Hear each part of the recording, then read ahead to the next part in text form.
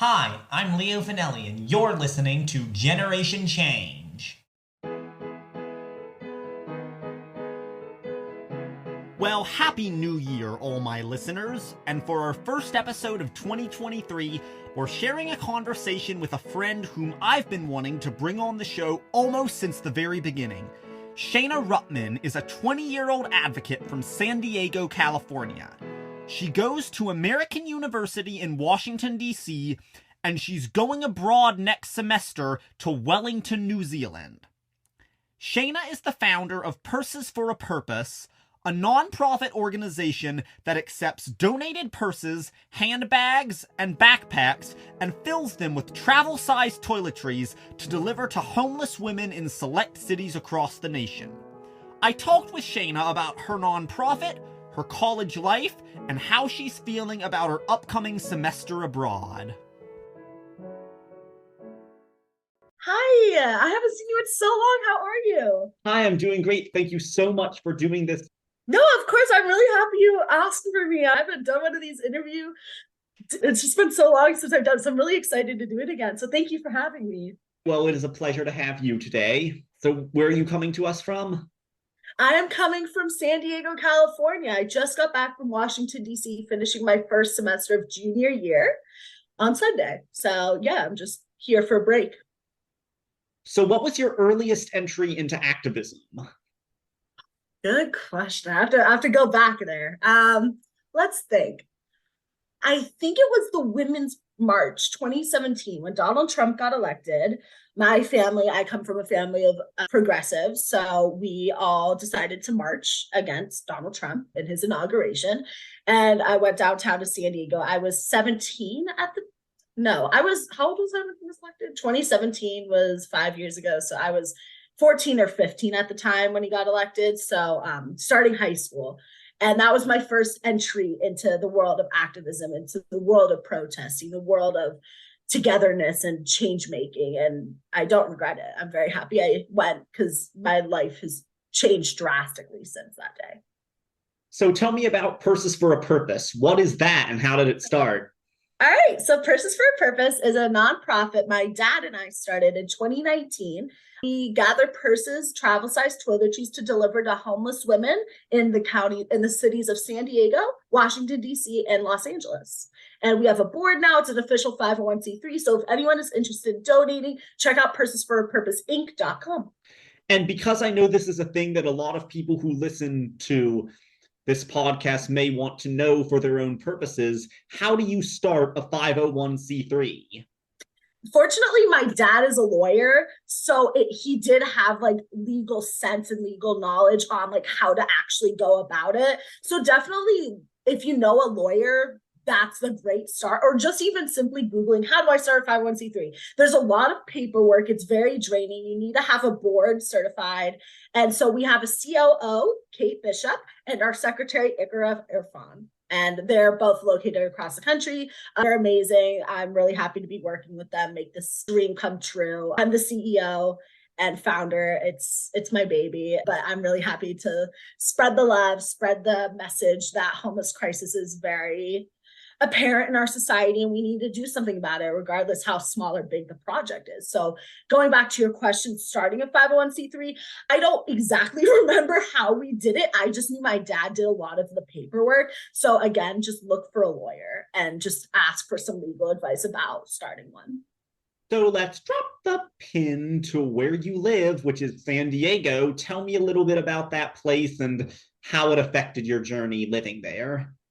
Okay, so starting off in high school, I was very different to where I am now. I was very passionate, and that's okay, but I was too much passionate that activism was my only talking point, and I didn't feel like I had a life outside of it. So I really had to learn the balance between social life and like making friends, because not everyone's going to want to talk about that stuff, which is okay. But definitely after a lot of therapy, out of a lot of like communicating with people, losing friends, gaining friends, just going along the courses of life, I learned how to like just develop cognizance about talking, because I have a lot of social anxieties as an extrovert. It was very toxic where I grew up. I did have a lot of friendship issues, unfortunately. Yes, some of them were my doing, but some of them weren't my doing. And it was just, a matter of life and a matter of drifting. And that's okay. Like, I will wish anyone ill intent, of course. Like, I hope everyone that I haven't talked to is doing well. But yeah, San Diego, it's a very, how do I phrase this? It's a very, I don't want to say toxic environment, but it's very, you're either you stay in the city for your whole life or you leave. So I'm the one that left and I managed to get out of here. And I'm happy I did. It was better for my relationship with my family, for my friends. Like, it just was a better opportunity for me to get out of the bubble that I grew up in my whole life. So how would you describe your own personality? What attributes of yourself do you see as strengths? I think I'm very passionate. I'm very loyal. I'm a good friend. I'm a nice, kind person. I'm confident. And that's all led me to where I am today. I just, my motto is like, YOLO at this point. Like, you only live once. The worst thing that can happen is rejection or not getting an opportunity. And like, it's not the end of the world. So that's what I've learned. And I'm only 20. I'm still young. Like, I'm still learning along the way. So that's what I would say, my personality and attributes. That I'm definitely like a good friend. I'm empathetic. I care about people, which I think the world, more people need to just care about others, because a lot of people are just very inherently selfish, and there's a world around us that we need to be cognizant of. And you're going to school at American University in Washington, D.C. What are you studying there? I'm studying political science with a double minor in justice and gender studies. My friend Chrissy Oliver Mays, who was also on my podcast last year, Chrissy, she goes there too. Do you like your college? My answer to that, I like the education. I'm learning a lot of good stuff and I'm making a lot of friends. It's an open-minded people environment, but very closed-minded in a social life aspect. Like, just that's what you get for living in DC. It's just not a party school, which is okay. That's why I chose it too. Like, I'm not really a partier anyway. I'm more chill about that stuff. But yeah, there's still like parties that go on. But I would say they definitely are. The administration is lacking of support in sexual assault survivors and prevention.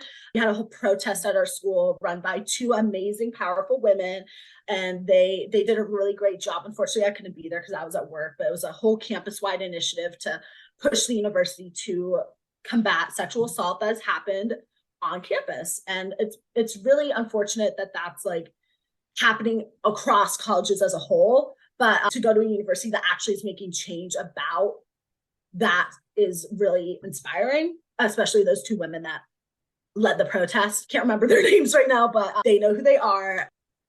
So actually, we had a survivor on our podcast once. That's awesome. That's very empowering. Yeah. It probably helped a lot of other people who are survivors. And you had an internship at the Department of Homeland Security. What was that like? It was interesting. It was definitely unique to have a government job with like that kind of security clearance. Unfortunately, I had to drop it though because of time management and personal stuff going on with my family, and I'm just going abroad next semester. But I did enjoy and value the experience a lot. And you were also a regional program manager for Leading Women of Tomorrow. What's Leading Women of Tomorrow? So Leading Women Tomorrow is a nonpartisan, feminist-based organization. It's all around the country. The current president is Chloe Bone, and she hired me as the Southern Regional Director. So I was very grateful for that opportunity. Unfortunately, I also had to go drop the position because I'm going abroad, and I can't, I'll be 21 hours away. I can't maintain that right now. So hopefully I'll go back. We'll see what happens. But both of the women who are leading it are doing a fantastic job. And yeah, I learned a lot about other chapters and what initiatives they're doing to prevent sexual assault on campus and to congregate women and non-binary people together, make a safe space and other stuff like that. So how do you avoid burnout while navigating all the things you do? I definitely take time to myself. I just do self-care. If I need space from people, I need space from people. I'll watch TV, read a book, watch a movie, hang out with people, or if I'm in a social mood, I'll go out and I'll hang out with people. I'll hang out over the semester. I hang out with my roommate who was my best friend. So that was definitely like just alleviating the burnout. My recommendation for burnout is take care of yourself. Like, well, you kind of mentioned burnout earlier when like activism was the only thing you were doing in high school. Yeah, that definitely, just trying to remember that I was so burnt out. I do remember being super exhausted from trying to be such like a activist and being involved in things I was involved in, that I didn't really take care of myself. And now I definitely am. I'm taking a lot more care of myself than I used to, physically, mentally, emotionally. I go to therapy, I work out, I do activities like to engage my brain or just to relax and stuff like that. So do you have any regrets about anything you've done in the past? It's a hard question. I don't think so, because all of those choices I made led me to the path I am today, led me here today. And I'm happy with who I am today. What are your plans for life after college? So I'm hoping that grad school works out. I'm applying to the American University MPP program to obtain my master's in public policy. And then from there, just figure it out. Hopefully I do see myself working in the nonprofit sector, because I'm already doing it now and I'm really passionate about being hands-on. And that was something about the DHS, that it wasn't as hands-on as I'd like.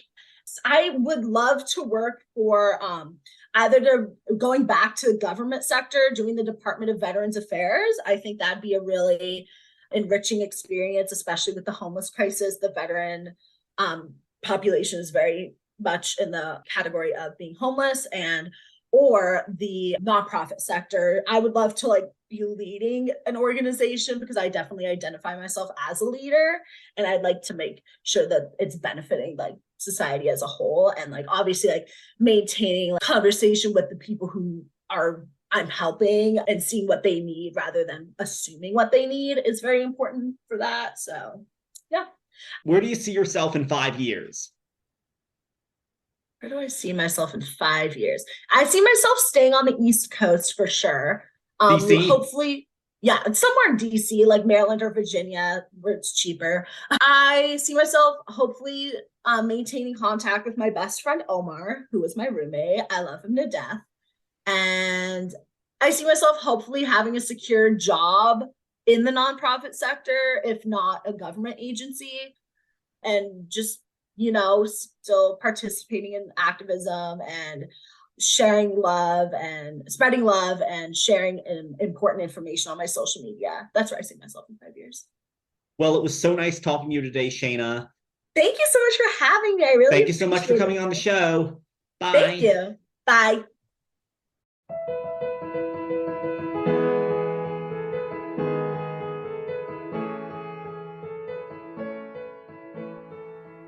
I'm so excited for Shayna. I can't imagine what it must be like to fly all the way across the world from everyone and everything that you know and love for a whole semester. I also related to what Shayna said about difficult friendships. She said it was really hard for her to keep a friend, sometimes because of herself, sometimes because of others. That was the case for me as well. For many years, it was difficult for me to make and keep friends, either because I didn't pick up on their social cues, or because they didn't understand that I had autism, and so I had trouble communicating sometimes. I'll miss Shayna when she's gone, but I absolutely enjoyed catching up with her after so long. You can find out more about Shayna's nonprofit at pursesforapurposeinc.com, and you can follow her on Twitter and Instagram at Shayna J. Rutman. If you'd like to recommend someone you know who is trying to make a difference to be on the show, or if you are someone trying to make a difference and would like to be on the show, email us at generationchange@leofinelli.com. Please follow us on Twitter and Instagram at GenChangeWithLF. That's at GenChangeWithLF. Follow and review wherever you get your podcasts, and just share this with your friends and others. Generation Change with Leo Finelli is hosted by Leo Finelli, executive produced by Julie Finelli, and edited by Nick and Leo Finelli. Our original music was composed and performed by Leo Finelli. Thank you so much for listening.